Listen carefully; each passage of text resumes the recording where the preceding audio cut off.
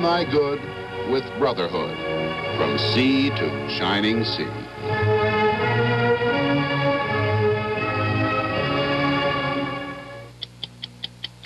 If the Soviet people are not getting much news about the Nixon trip to China, you can be assured the Kremlin is studying it closely.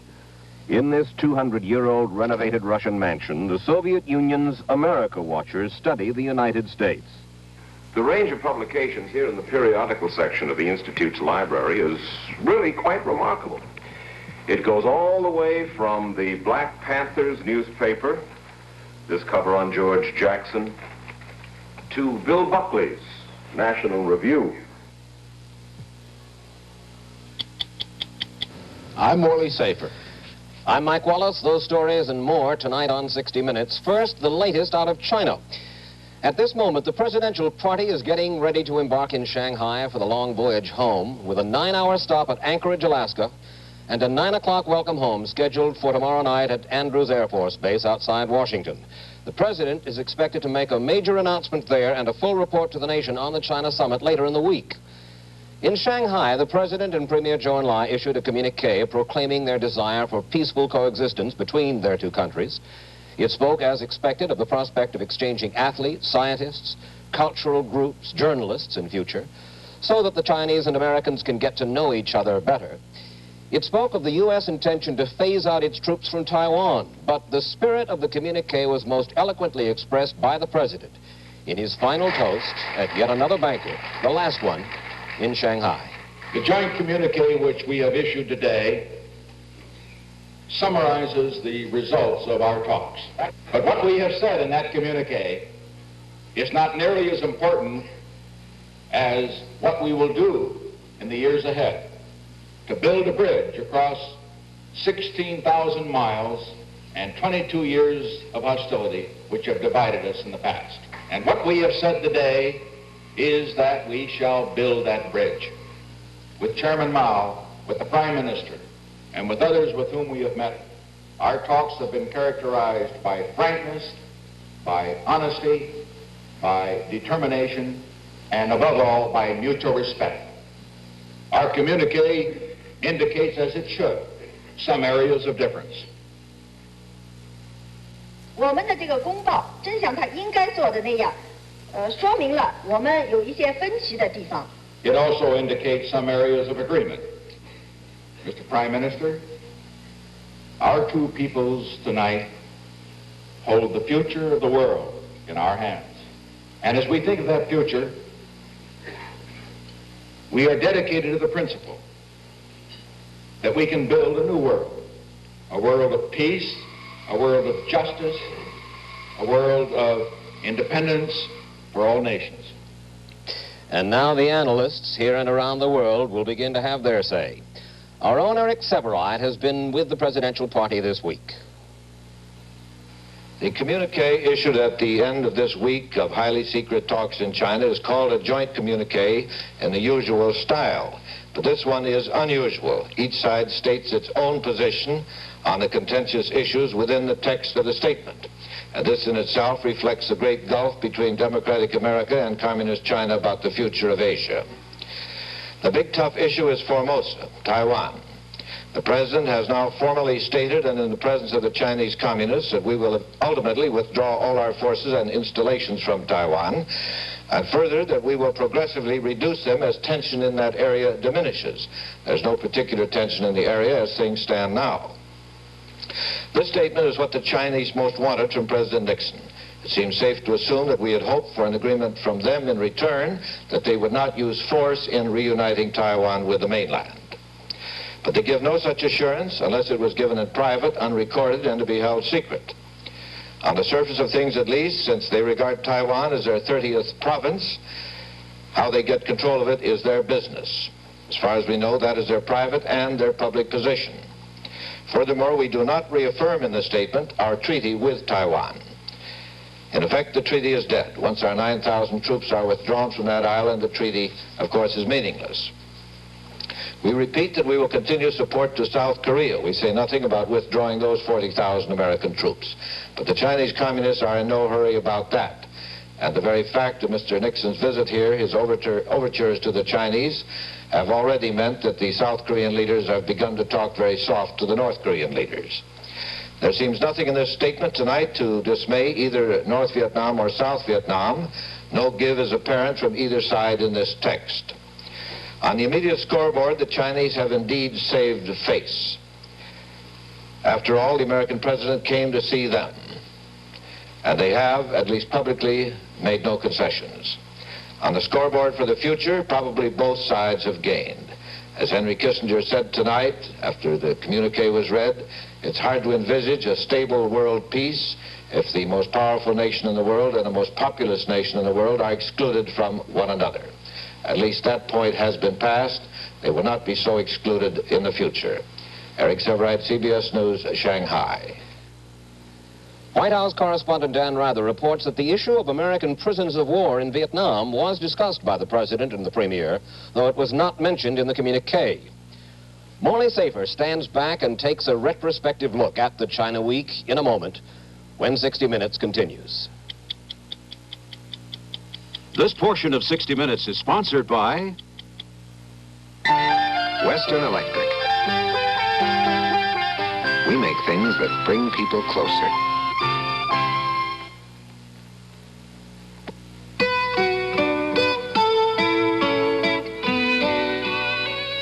Hello?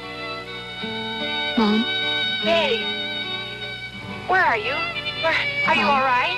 I'm all right. Come on home. I didn't know what to do, and Mom, I just had to get away for a few days. But your father's very upset. Mother, we've got to talk, and Dad has to talk, and we all have to talk. Okay. I'll take the bus home tonight. And we'll meet you, okay? Okay. Years can separate people. So we make an electronic system that sorts out and routes thousands of phone calls a second. It helps one person find another. Helps some people find themselves. Western Electric. We're at the heart of the Bell system. We make things that bring people closer. Well, it's been some week. Some people may feel that they've seen enough of China to satisfy them for some time.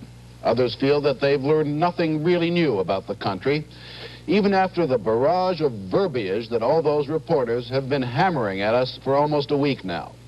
For example, we saw an army of people shoveling the snow in Peking the other day while we listened to a polemic about totalitarianism. Everyone but the official party, it seemed, lost their sense of humor.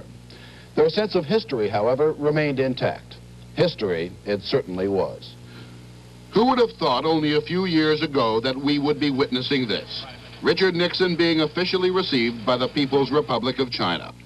Last Sunday evening American time, two eminently political statesmen, masters of the art of survival, shook hands at Peking Airport. And if the 22-year misunderstanding was not entirely wiped out in the flight of Air Force One, at least it began to dissolve when the band of the People's Liberation Army swung into the anthem of the United States.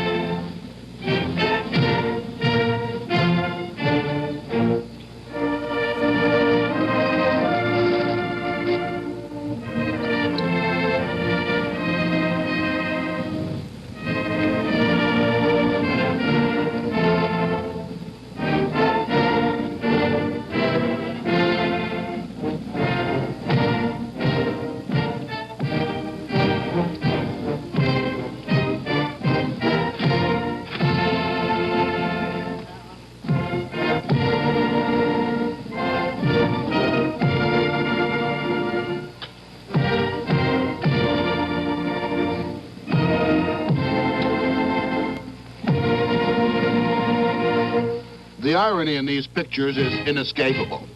What went through the minds of the old China lobbyists as they watched their once and future hero inspect the red and yellow menace? And what went through the minds of all those liberal Democrats? Whether they liked it or not, Richard Nixon is the man who broke the ice, and no other president or candidate can make that claim.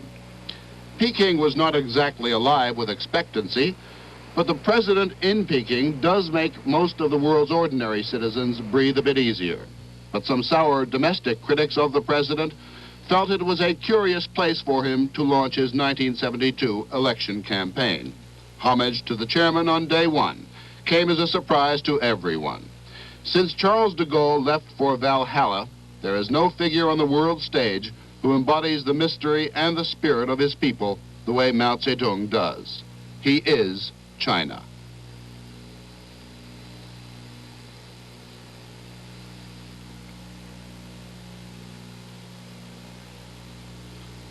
The chairman seemed hearty and in good health, stilling yet another round of rumors that he was dead.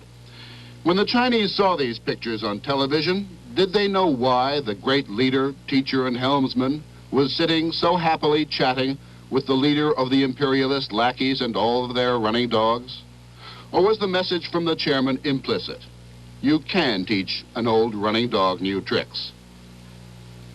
But the meeting with Mao was mostly ceremonial and to discuss broad issues like war and peace. The issues of substance were discussed daily with Zhou Enlai. Day 1 and 2 at the Great Hall of the People, Zhou remarked on the youth of the American official party. Most of the Chinese leadership are old 1930s revolutionaries, survivors of the Long March. Zhou himself is 73. The president was still a schoolboy in California when Zhou was digging into the caves of Yan'an, and a number of the Americans in the party were babies during the Second World War.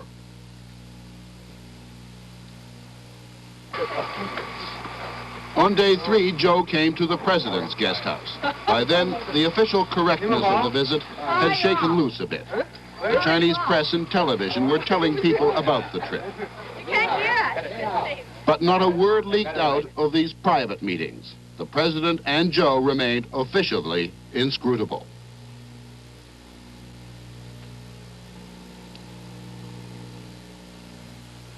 The first of these state dinners was held in the Great Hall of the People. The People's Liberation Army Band played dinner music, Home on the Range, and other selected Chinese favorites. And the world was treated to its first ever pictures of the first family eating with chopsticks. One small bite for the Nixons, a giant banquet, perhaps, for mankind.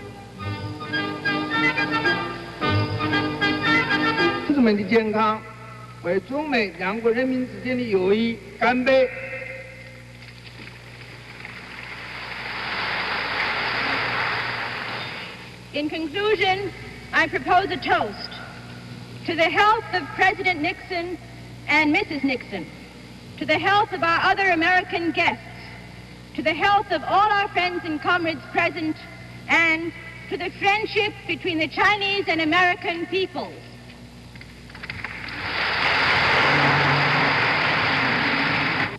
Chairman Mao has written, "So many deeds cry out to be done, and always urgently. The world rolls on. Time passes.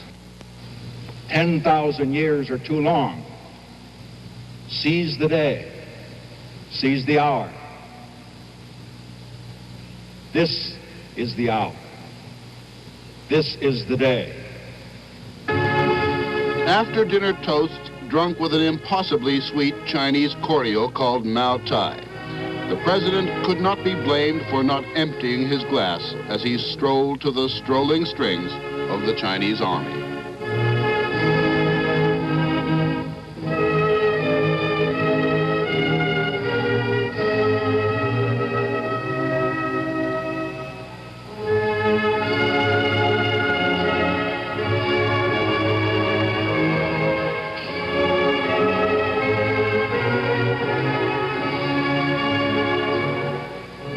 And crown thy good with brotherhood from sea to shining sea.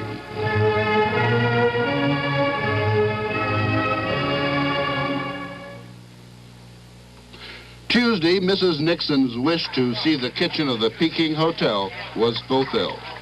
The last time a Nixon was publicly in a kitchen, Mr. Nixon debated the virtues of capitalism with Nikita Khrushchev.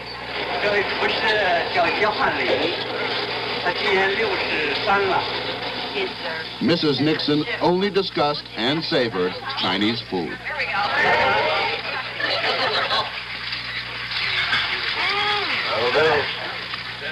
It's wonderful. I have a secret to tell you. My husband always has cottage cheese for lunch. You know, he has a reputation for that. But here, I'm afraid he's having the works. And he says he'll have to go on a diet when he gets home. Peking is said to have one of the world's great zoos, and there Mrs. Nixon saw the pandas that the Chinese will give as a gift to the American people. The American people will reciprocate with a pair of musk oxen. It will be the first official trade between the two countries. Pandas for the zoos of America. Tuesday, a night at the opera or ballet or both. It is called the Women's Liberation Brigade, and it combines traditional Chinese opera, Western ballet, and a modern Marxist message. The story essentially is about the triumph of workers, soldiers, and peasants over the landlord class.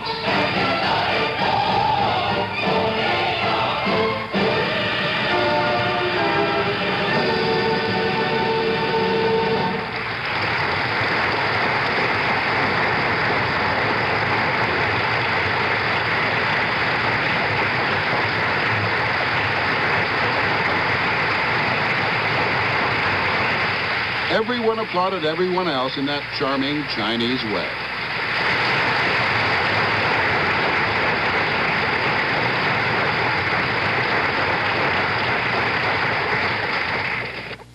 On Wednesday, the official party was treated to a dazzling gymnastic display that everyone agreed was up to Olympic standard. Though American journalists are not renowned for their expertise at covering gymnastics, they all tried manfully to describe its intricacies.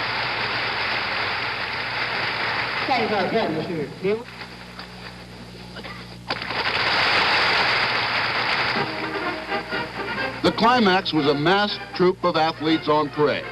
Flags billowing, they marched past the president and Joe, who tapped and clapped them on their way, while behind some dour generals looked on impassively.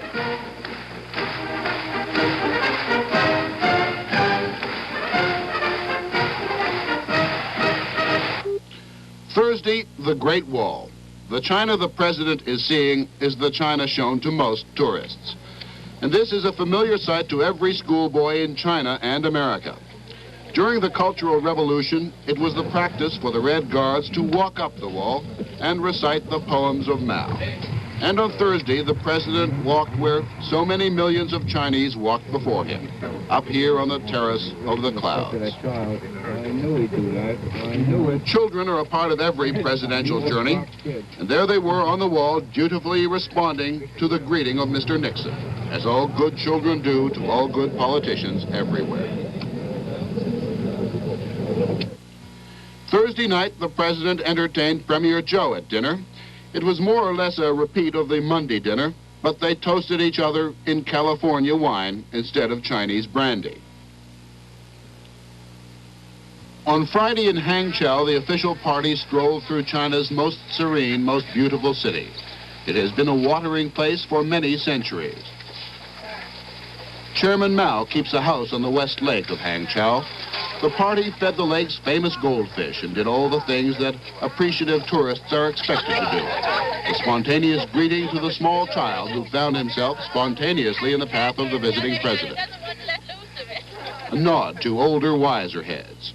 It was clear that all the substance that was to be discussed had been discussed. The rest was ceremonial, and no visitor to Hangzhou has visited until he has been on one of his famous barges and reminded that it was on a similar barge on this same lake that a group of university students 50 years ago founded the Chinese Communist Party.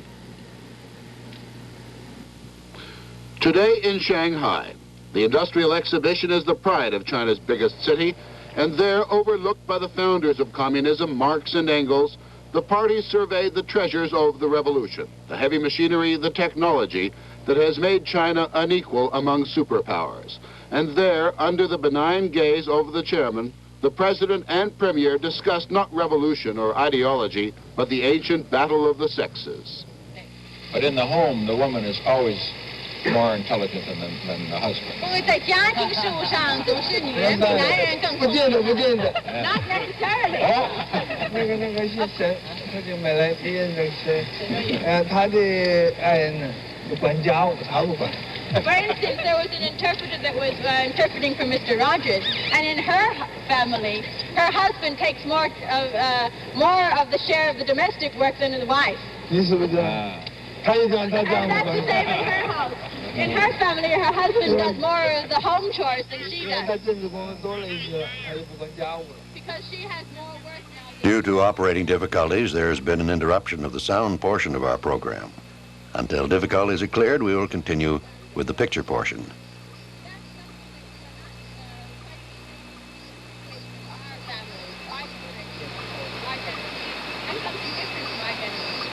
Sure your husband doesn't stay home and just look at television. That was the week that was. Richard Nixon may be no wiser about China than he was a week ago. But it should be apparent to people everywhere now that neither Peking nor Washington is inhabited by saints or devils, just ordinary, fallible people.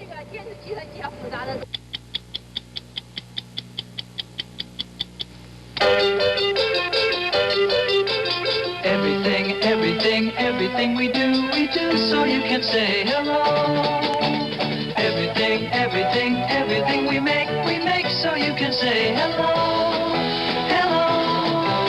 Hello, how does it go? Hello, I'm coming home tonight. Hello, I love you. Hello, everything's alright. At Western Electric, everything we do so you can say hello. There's almost as much heart behind your telephone as hardware. There are thousands of men and women at Western Electric who help make sure you can talk to anyone, anywhere, anytime. At Western Electric, we do everything so you can say hello. Western Electric, we're at the heart of the Bell system. We make things that bring people closer. If the president's visit in China was big news in many world capitals this past week, that was not the case in Moscow, the next communist capital the president will visit. May 22nd is said to be the date. The Soviet press, when it mentioned the talks at all, disdained them as the Peking opera. 60 Minutes went to Moscow last week, and it turned out there was more news each day in the Soviet newspapers about Angela Davis than about Richard Nixon, Mao Zedong, and Zhou Enlai. And when an American visitor asked, why have the Russians chosen to downplay the Nixon trip to China, the Russians answered with a question of their own. Why have the Americans chosen this particular moment to make friends with China? A moment when Chinese-Soviet relations are at their lowest ebb.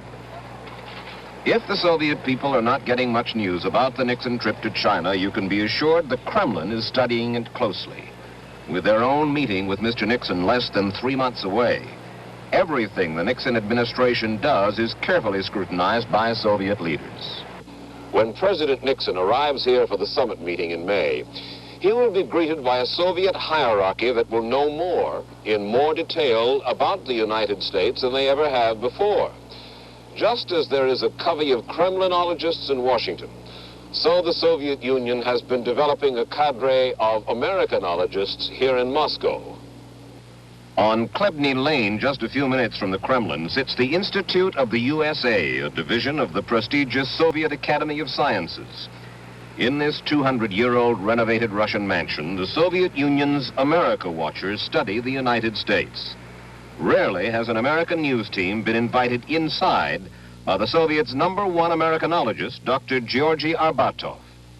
Dr. Arbatov, why should it be Richard Nixon, the traditional anti-communist, who seems to be bringing the capitalist world and the communist world together? He is summit meeting with the Chinese, summit meeting coming up with the Soviet Union, and making accommodations now with your country. Well, you know, there was talk during last election campaign about new Nixon. I wouldn't agree with it, and I wouldn't disagree with it. Because from my point of view, this is not the main problem. And I suppose the situation has really changed very much from 1950s, from the time of Cold War. They have different feeling of national priorities now. They have, many of Americans understand that even such rich country as United States cannot have butter and guns simultaneously, etc., etc.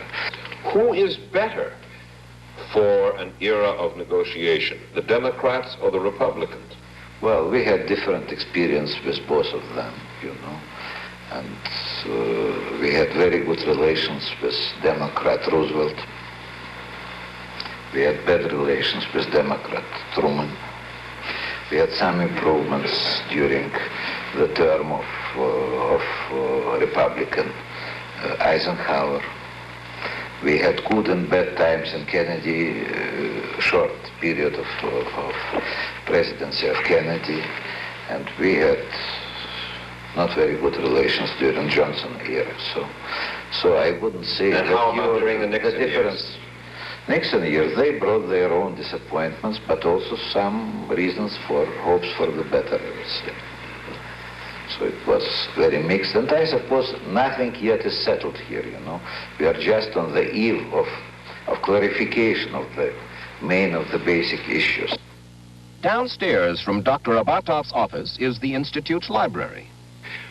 The range of publications here in the periodical section of the Institute's library is really quite remarkable. It goes all the way from the Black Panthers newspaper, this cover on George Jackson, to Bill Buckley's National Review, and right on top, a takeout against the news policy of the American networks. There are business publications, for instance, Business Week magazine, and intellectual journals, the New York Review of Books. This article up top by Ralph Nader.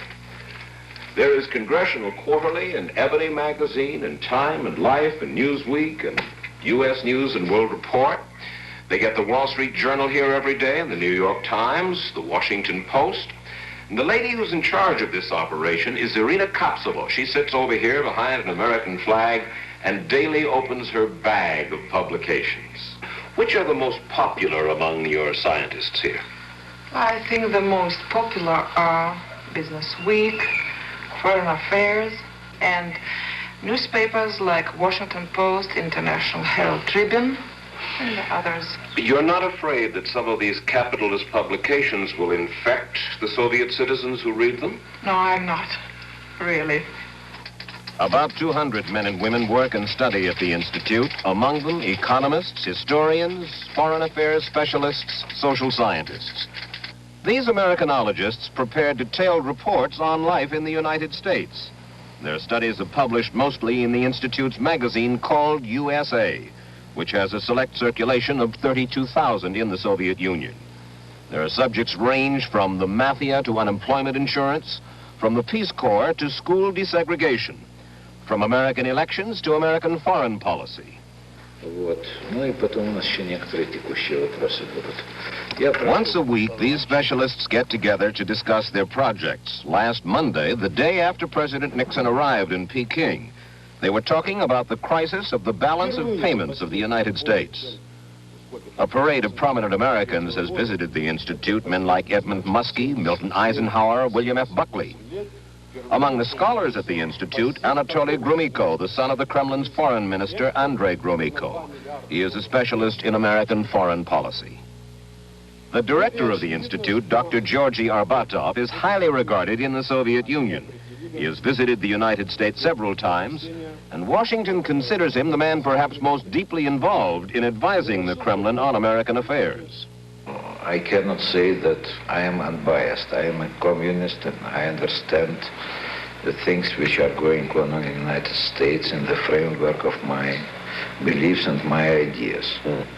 But I am sure myself that these ideas are accurate and they don't hinder me to see either failures or achievements of United States. You know, we have to understand each other. We don't need to like each other very much. It was less an interview with Dr. Arbatov than a lecture. He delivered opinions on a variety of subjects, beginning with America's fear of Soviet militarism. You know, you are a very happy people who lived for 200 years with a feeling of almost complete national security beyond two oceans.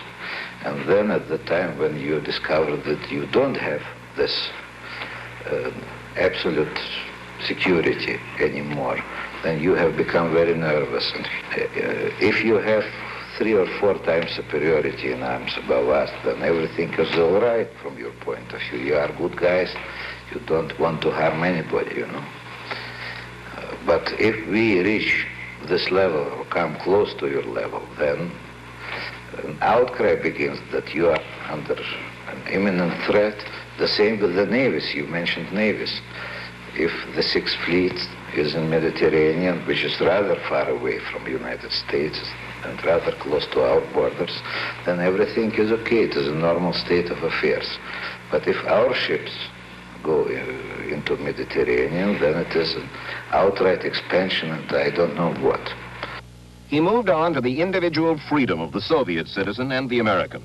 The United States press, he said, seizes upon any pretext to exaggerate repression in the Soviet Union.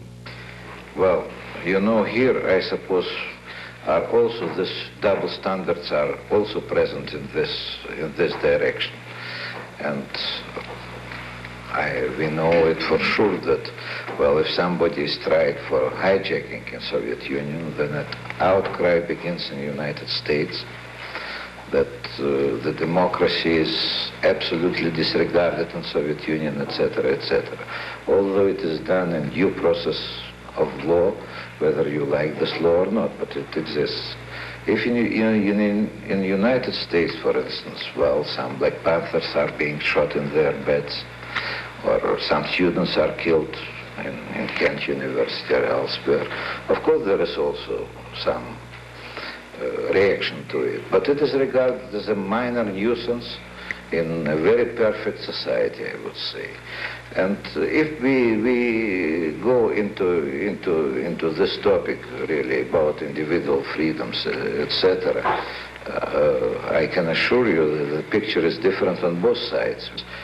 In sum, he said over and over that Americans don't really understand the Soviets.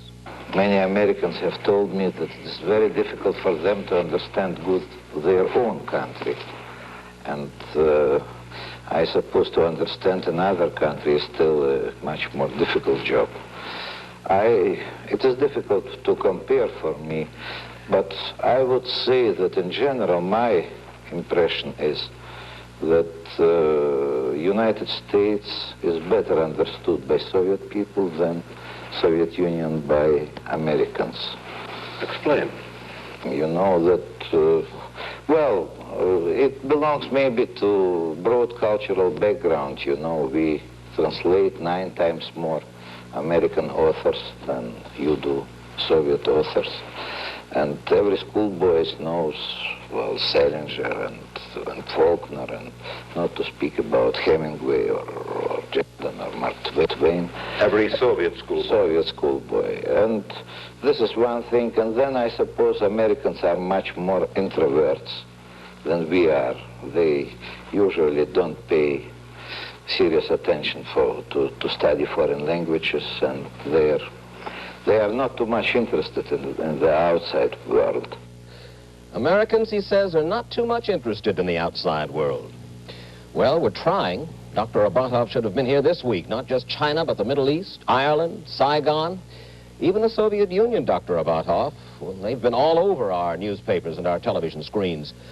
Of course, soaking up facts, mere information, doesn't necessarily make for understanding. That comes more from the way that governments and the press treat international affairs. And that was what the China trip was all about. Understanding. That's what the Russian trip is going to be about, too.